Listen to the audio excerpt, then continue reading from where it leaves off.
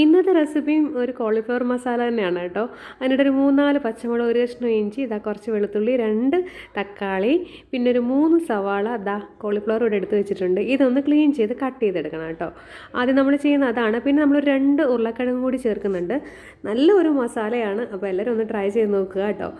അപ്പോൾ നമ്മൾ ആദ്യം ചെയ്യേണ്ടത്, നമ്മൾ ആ കോളിഫ്ലവർ എല്ലാം നമ്മളൊന്ന് വൃത്തിയാക്കി എടുത്തത് അല്പം മഞ്ഞൾപ്പൊടിയും ഉപ്പും കൂടി തിളപ്പിച്ച് വെള്ളത്തിലേക്ക് ഇട്ട് വെക്കുകയാണ് കേട്ടോ. ഇനി ഇതിട്ട് തിളപ്പിക്കേണ്ട, നന്നായിട്ട് തിളപ്പിച്ച വെള്ളത്തിലേക്ക് നമ്മളിതൊരു 2-3-4 മിനിറ്റത്തേക്കൊന്ന് ഇട്ട് വെക്കുക. അതിലെ എന്താ പറയുക, നമ്മൾ കാണാൻ പറ്റാത്ത ചില പുഴുക്കളൊക്കെ ഉണ്ടെന്നുണ്ടെങ്കിൽ അത് പോകട്ടെ കേട്ടോ. അതിന് വേണ്ടിയിട്ടാണ്. ചെറിയ ചെറിയ പുഴുക്കളൊക്കെ കാണാൻ പറ്റും നമ്മൾ ശ്രദ്ധിച്ച് നോക്കിക്കഴിഞ്ഞാൽ. അപ്പോൾ അതൊക്കെ ഒന്ന് പോകട്ടെ. പിന്നെ എന്തൊക്കെ മരുന്നുകളൊക്കെ അടിച്ച് വരുന്നതെന്ന് പറയാൻ പറ്റത്തില്ലല്ലോ, അതൊക്കെ ഒന്ന് നശിച്ച് പോകട്ടെ അല്ലേ. അപ്പോൾ അതൊക്കെ ഒന്ന് റെഡി ആകുമ്പോഴത്തേക്കും നമുക്ക് സവാളയും വെളുത്തുള്ളിയും ഇഞ്ചിയും കിഴങ്ങും പിന്നെ പച്ചമുളകും ഒക്കെ ഒന്ന് സെറ്റാക്കി വെക്കാം. ഇതാ എല്ലാം നല്ല റെഡി ആയിട്ടുണ്ട് കേട്ടോ. നമ്മുടെ കോളിഫ്ലവർ ഇതാ ഒരു 5 മിനിറ്റ് വെള്ളത്തിലിട്ട് റെഡിയാക്കി വെച്ചിട്ടുണ്ട്. അതും എടുത്ത് ഇനി ഒരു എണ്ണ ചൂടാകുന്നുണ്ടെങ്കിൽ 1 ടേബിൾ സ്പൂൺ ജീരകം ഇട്ട് കൊടുക്കുന്നുണ്ട്. ജീരകം ഒന്ന് പൊട്ടി വരുമ്പോഴത്തേക്കും വെളുത്തുള്ളി, ഇഞ്ചി, സവാള എല്ലാത്തിൻ്റെ അളവ് ഞാൻ പറഞ്ഞിട്ടുണ്ട്. ചെറുതായിട്ട് അരിഞ്ഞത് ഇട്ട് കൊടുക്കുക. പിന്നെ നല്ല രീതിയിലൊന്ന് വാട്ടുന്നതിന് മുൻപായിട്ട് തന്നെ നമുക്ക് കുറച്ച് ഉപ്പിട്ട് കൊടുക്കണം കേട്ടോ. അപ്പോൾ പെട്ടെന്ന് തന്നെ വാടി കിട്ടും. അതെല്ലാവർക്കും അറിയാവുന്നതാണ്. അപ്പോൾ ഇതിൻ്റെ കുറേ റെസിപ്പികൾ ഞാൻ അപ്ലോഡ് ചെയ്തിട്ടുള്ളതാണ്. എങ്കിലും ഞാൻ ഉണ്ടാക്കുമ്പോഴൊക്കെ ഞാൻ റെസിപ്പി അപ്ലോഡ് ചെയ്യാറുണ്ട്. കാണാത്തവരുണ്ടെങ്കിൽ കാണട്ടെ എന്ന് വിചാരിച്ചിട്ടാണ് കേട്ടോ. ഇനി നമ്മൾ ചെയ്യണം, നമ്മുടെ ആ ഉരുളക്കിഴങ്ങില്ലേ, സ്ക്വയറായിട്ട് കട്ട് ചെയ്ത് വെച്ചിരിക്കുന്ന അതേ ഷേപ്പിൽ തന്നെ ഉരുളക്കിഴങ്ങ് അങ്ങോട്ട് ഇട്ട് കൊടുക്കുക. പിന്നെ ഒരു 1/2 ടീസ്പൂൺ മഞ്ഞൾപ്പൊടിയും കൂടി ഇട്ട് കൊടുത്തിട്ട് നല്ല രീതിയിൽ തന്നെ വീണ്ടും ഒന്ന് ഇളക്കി യോജിപ്പിക്കുക. ഒന്ന് വാടി വരുന്ന സമയത്ത് നമ്മൾ ആ കോളിഫ്ലവർ വൃത്തിയാക്കി വെച്ചിരിക്കുന്നത് ഇട്ട് കൊടുക്കുക. അതും 2-3-4 പച്ചമുളകും കൂടി ഇട്ട് കൊടുത്തിട്ട് നല്ല രീതിയിൽ തന്നെ വീണ്ടും ഒന്ന് ഇളക്കി യോജിപ്പിക്കുന്നുണ്ട് കേട്ടോ. സത്യം പറഞ്ഞാൽ ഇത് വെന്ത് വരുമ്പോഴത്തേക്ക് കോളിഫ്ലവർ ഒന്നും കാണില്ല, നന്നായിട്ട് ഉടഞ്ഞതില്ലെങ്കിൽ ചേരും കേട്ടോ. അപ്പോൾ നല്ല രീതിയിൽ തന്നെ അതൊന്ന് വാട്ടിക്കൊടുക്കുക. അതിൻ്റെ പച്ചമണമൊക്കെ ഒന്ന് മാറിക്കൊള്ളട്ടെ.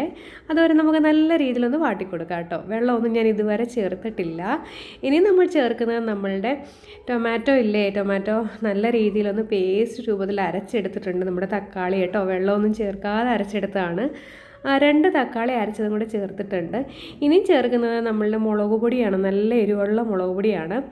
അത് ഏകദേശം 1 ടേബിൾ സ്പൂണും പിന്നെ ഒരു 1/2 ടേബിൾ സ്പൂണോളം ഗരം മസാലയാണ് ചേർത്തിരിക്കുന്നത്. മല്ലിപ്പൊടി ഞാനിതിൽ ചേർത്തിട്ടില്ല കേട്ടോ. ഇനി ഇത് രണ്ടും കൂടി നല്ല രീതിയിൽ തന്നെ അങ്ങോട്ട് ഇളക്കി യോജിപ്പിക്കുക കേട്ടോ. മസാലയൊക്കെ അതിലങ്ങോട്ട് പിടിച്ചങ്ങോട്ടിരിക്കട്ടെ. നിങ്ങൾക്കിപ്പോൾ ഡ്രൈ ആയിട്ട് വേണമെന്നുണ്ടെങ്കിൽ കുറച്ച് വെള്ളം ചേർത്താൽ മതി കേട്ടോ. ഇപ്പോൾ ഗ്രേവി ഒരുപാട് വേണമെന്നുണ്ടെങ്കിൽ ഈ സമയത്ത് വെള്ളത്തിൻ്റെ അളവ് കൂട്ടുകയും കുറയ്ക്കുകയൊക്കെ ചെയ്തോളാം. അപ്പോൾ ചൂടുവെള്ളമാണ് ചേർക്കേണ്ടത്, അതാകുമ്പോൾ പെട്ടെന്ന് നമുക്ക് തിളച്ച് കിട്ടും. അപ്പോൾ കുറച്ച് വെള്ളം കൂടി ചേർത്തിട്ട് ഈ സമയത്ത് നമുക്ക് ഉപ്പും കൂടെ നോക്കിക്കോണേ.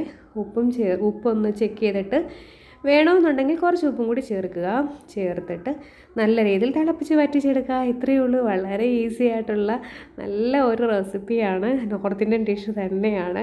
ചപ്പാത്തിക്കും ചോറിനും ഒക്കെ പറ്റിയ നല്ല കിടുക്കാച്ചി ഒരു എന്താ പറയുക വെജ് മസാല. കുറച്ച് മല്ലിയിലയും കൂടി ഒന്ന് ഇട്ട് കൊടുക്കുന്നുണ്ട്. എല്ലാം വെന്ത് വന്നതിന് ശേഷമാണ് ഞാൻ മല്ലിയില ഇട്ട് കൊടുത്തിരിക്കുന്നത് കേട്ടോ.